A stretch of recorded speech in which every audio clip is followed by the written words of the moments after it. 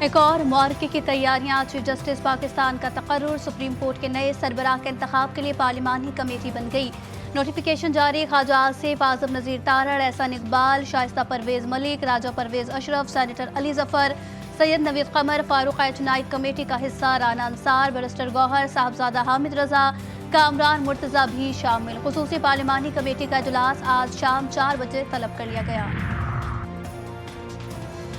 Chief justice قاضی فائز عیسیٰ کی 25 اکتوبر کو retirement, chief justice کے لیے 3 نام اسپیکر کو بھیجنے کے پابند، وزارت قانون چیف جسٹس سے 3 سینئر ججز کا پینل بھیجنے کی درخواست کرے گی، اسپیکر تقرر کے لیے نام 12 رکنی خصوصی پارلیمانی کمیٹی کو بھجوائیں گے، وزیر اعظم چیف جسٹس پاکستان کے تقرری کے لیے ایڈوائز صدر کو بھجوائیں گے، تقرری کے لیے نام بھیجنے کے لیے 24 گھنٹے سے بھی کم وقت باقی ہے۔ اب یہ چیف جسٹس ایسے بیٹھے ہو جو انہوں نے اب فوراً کر کے وہ بھی اسی ٹائم لائن پہ چلا ہے کہ 25 تاریخ سے پہلے میں نے یہ بھی صاف کر دینا، وہ بھی صاف کر دینا۔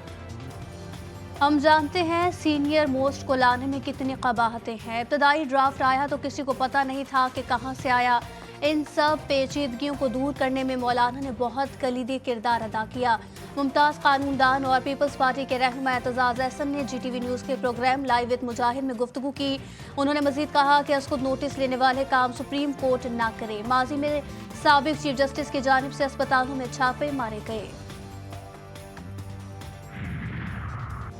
الیکشن کمیشن میں آج اہم کیسز کی سنوائی، P T I intra party انتخابات کیس کی سماعت، chairman P T I barrister Gohar Rauf Hasan اور اکبر ایس بابر کو نوٹس جاری، بانی پی ٹی آئی کے خلاف توہین الیکشن کمیشن اور الیکشن کمشنر کیس کی بھی سماعت ہوگی، اسلام آباد اور پنجاب میں بلدیاتی انتخابات میں تاخیر سے متعلق کیس بھی سنا جائے گا، سینیٹر سیف اللہ بھڑو کے خلاف شہادت ایوان کی درخواست پر نااہلی ریفرنس کی سماعت بدھ کو ہوگی۔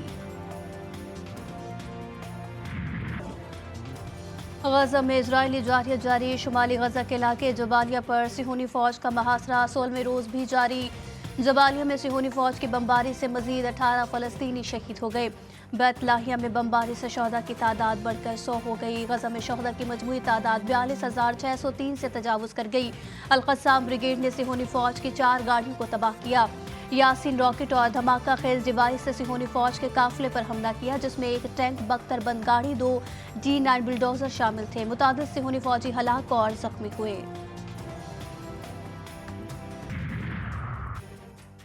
یحییٰ سنوار کی قیادت میں شروع کی گئی اسرائیل مخالف جدوجہد بالآخر اسرائیلی حکومت کی تباہی کا سبب بنے گی، حماس کے سیاسی رہنما خالد مشعل نے ترکیہ میں حماس کے شہید سربراہ یحییٰ سنوار کی یاد میں تعزیتی تقریب کے دوران کہا، یحییٰ سنوار نے اسرائیل کے خلاف ایک طوفان برپا کیا جس سے وہ لرز گیا، فلسطینی مزاحمت اسرائیلی مظالم کا مقابلہ کرتی رہے گی۔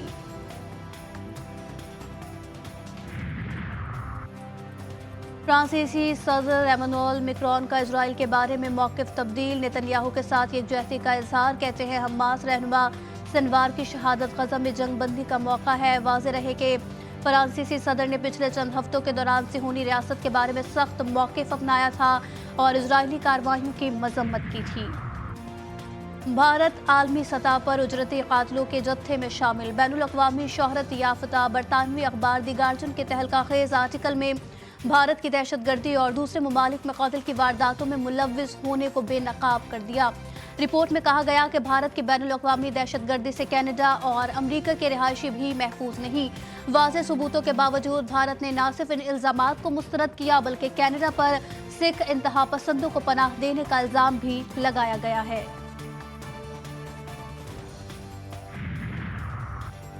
شکارپور کے قریب ڈاکو پولیس سے اسلحے سے بھری گاڑی چھین کر فرار، اسلحہ لاڑکانہ فورنزک لیبارٹری میں چیکنگ کے لیے بھیجا گیا تھا، ڈاکو نے 138 9mm پسٹلز اور 275 میگزین سمیت گاڑی چھین لی، 3 پولیس اہلکار گرفتار۔